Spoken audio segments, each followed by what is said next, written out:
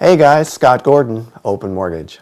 This week I was at a training and a lunch with John Asher of Asher Strategies.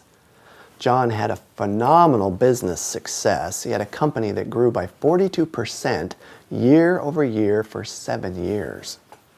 He went on to become a business consultant, and he has a company now that does personality assessments. Very interesting stuff. We talked about why is it that some companies grow at 30 or 40% a year, year over year, but most companies start out, they grow and they flatten out. What's the difference?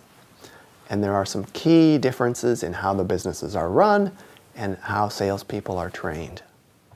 Today I want to remind you of one small thing: listening. Don't hang up the video. Listen, if you will, because this is important. Couple interesting facts. John said there's been studies, and when waitresses take your order without writing it down, we've all seen it, they're so impressive, or at least impressed with themselves. What would you all like? Okay, and they run off. When they do that, they make an error 83% of the time. And they think they're impressing you with the memory. And I've seen it over and over, that something's missed or not quite right because they were trying to be impressive and not use a little pad of paper. Don't do that.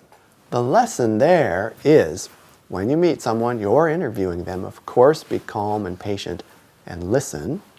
But one of the first steps you want to do is ask them, do you mind if I take notes?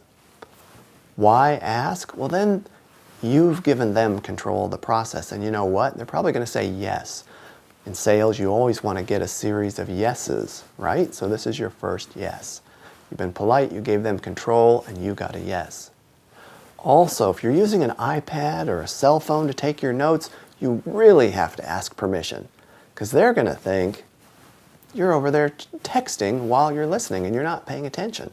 That's a total burn, especially the cell phone.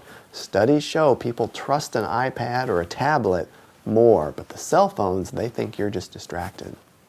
What's the next step? Obviously, when you've taken the interview and you've got your notes, say, now let me tell you what I've got written down and see if I've got this right. Then you read through it, and if you've written notes down, you probably have it right. You get your next yes. If you missed anything, it's a small adjustment, and then you get your yes. You have it all.